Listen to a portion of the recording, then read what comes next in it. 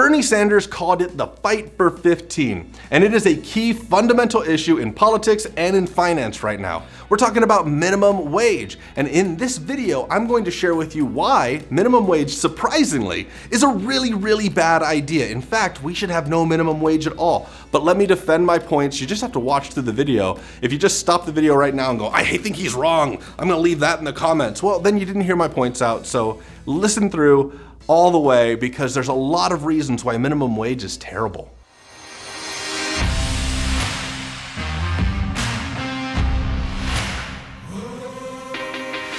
Hi, my name is Tyus. I make videos about personal freedom, personal liberty. And to be free, you actually need financial mobility, financial freedom. You need to be able to go from being very poor to pretty wealthy. And you can't really do that if your hands are tied behind your back. Now, a lot of people have argued that minimum wage is something that will help wealth equality. It's going to help bring the rich people down off their ivory tower and help raise the poor people up until we have more of an average general playing field where everybody's on the same level. It's also been argued that it's going to be a tool to fix racial injustice that's happened over the years that we need to overcome, right? But unfortunately, many people don't realize that minimum wage was actually founded to create a racial divide. This all started off in the 19th century with the railroad industry. There's a gentleman named Dr. Walter Williams who said, on some railroads, most notably in the South, blacks were 85 to 90% of the firemen, 27% of the brakemen, and 12% of the switchmen. Now, if you don't know it, a fireman is also a railroad job. So these are all railroad jobs. Now, there was a white union. When I say a white union, it was a union of locomotive workers that all happened to be white guys called the Brotherhood of Locomotive Firemen. And they were really upset that they didn't have all these jobs, because ultimately they were like, hey, we're getting undercut by black employees that are willing to charge less for the job than what our union is demanding from these employers. So they asked for some regulations. They wanted these companies, they wanted the railroad companies to regulate and say, hey, we don't want you to hire black people anymore. That's ultimately where it started. And the companies ended up coming up with a compromise in 1909, and that compromise was a minimum wage that went across the board for everybody, white and black. Now, this might seem like a non-racial solution. However, with pay at a very set fixed amount, workers can't undercut those white union members. So they essentially couldn't compete with them in price.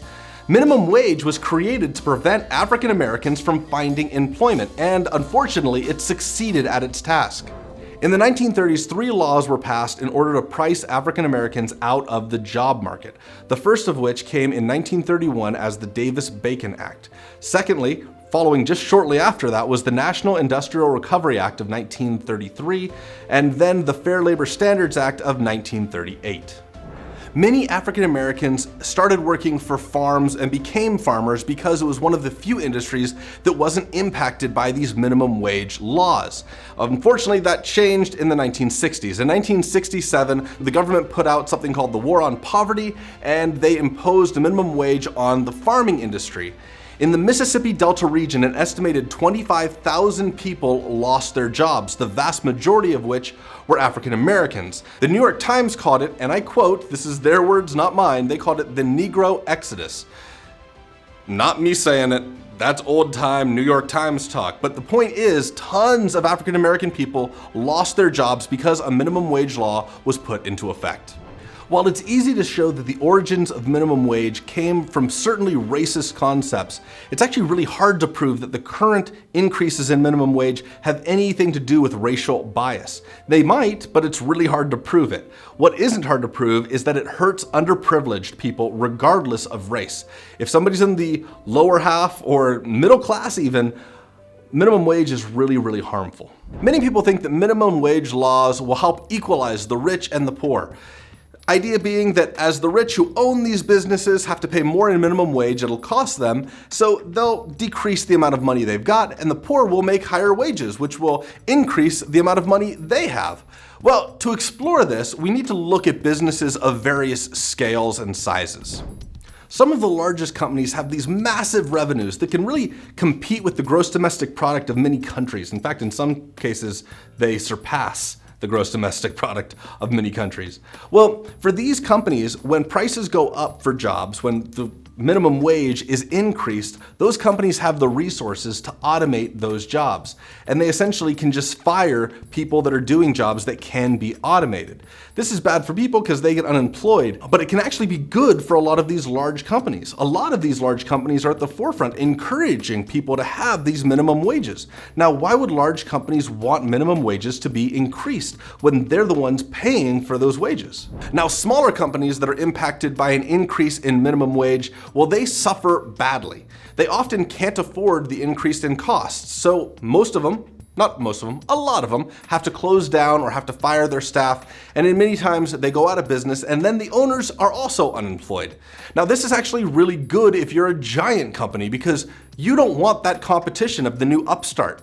So if you're new, it's bad. It's bad for startups. They can't fund. If they're trying to create a new company, they can't get the funding to start the company up. It's almost impossible to say, I want to start a business if the minimum wage is really preventative. So ultimately, minimum wage becomes a really good thing if you are super, super rich and a really bad thing for everybody else. It's bad for the person that can't find the job. It's bad for the person that's trying to start a business, and it's bad for the small businesses. It's often argued that the minimum wage is a problem because it falls below what is needed to have a living wage being what it takes to survive. And I take issue with this argument. In the United States, the average income is $36,000 per person. Now, if you compare that with what the average person on this planet earns, the average person earns less than $3,000 per year.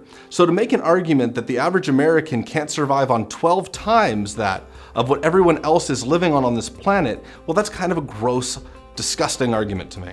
So as wages artificially increase, so do the costs of goods.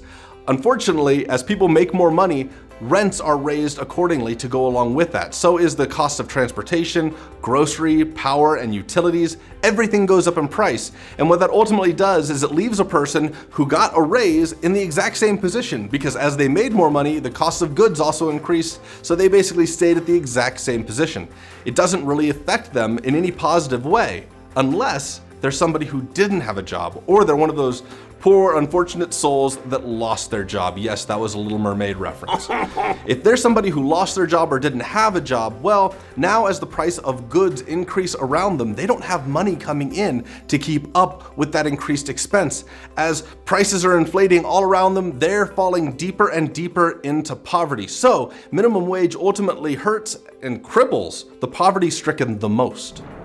The minimum wage makes poor people have less, and it increases unemployment. Back in the day, actually not too long ago, there used to be people that were employed as elevator operators. That job has become automated because the cost of minimum wage has increased, so people can't have that job anymore.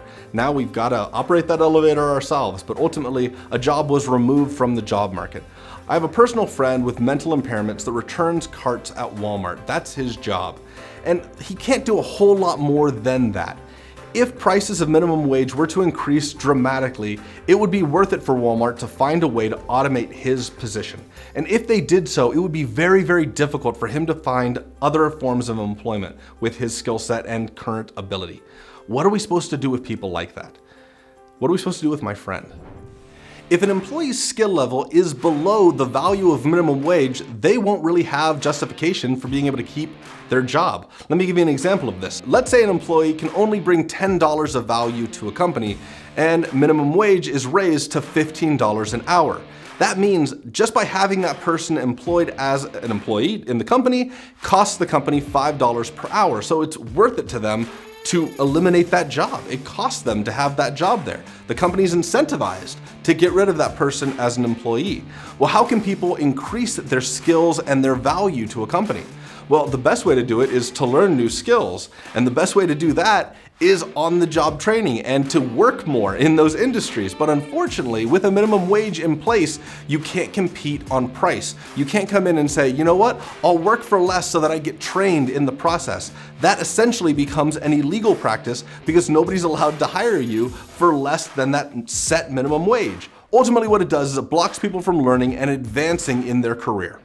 This is something that I understand and have experienced firsthand. When I first moved to Vegas, I didn't know anybody, I didn't have any connections here, and I didn't have really any work experience in the industry, the entertainment industry, that I wanted to be a part of. So I found an organization, a company that was working in that industry, and I offered to work for them for completely free. And they took me up on the job. They gave me the job. I was living in my car at the time just to scrape by. But you know what? Working for them, I grew my skills, I made more connections, and over time I went from sleeping in my car to now owning multiple homes, having my own show in Las Vegas. I did pretty well for myself because I had the opportunity to grow my skills. But I don't take it for granted that that company broke the law in order to give me an education. And I might still be living in my car had they not done that. I still may have never fulfilled my dreams. Maybe I wouldn't live in my car. Maybe I would have gone out and found a job that I really didn't enjoy, that I didn't love doing. It would have definitely impacted my life, and I wouldn't be in a place that I now find myself, which I would say is financially free. I really hope you find these videos entertaining, if not at least educational. And if you're enjoying them, please hit the subscribe button because I'm a new channel. Share them with people that would value from this information or might want to see it, or maybe somebody that would really disagree with me and needs to leave a nasty comment about why I'm wrong. And if I'm wrong, please let me know why. I'm absolutely willing to change my mind. I want the most information that I can get on any given topic. I really hope to see you on the next video, and I will see you then.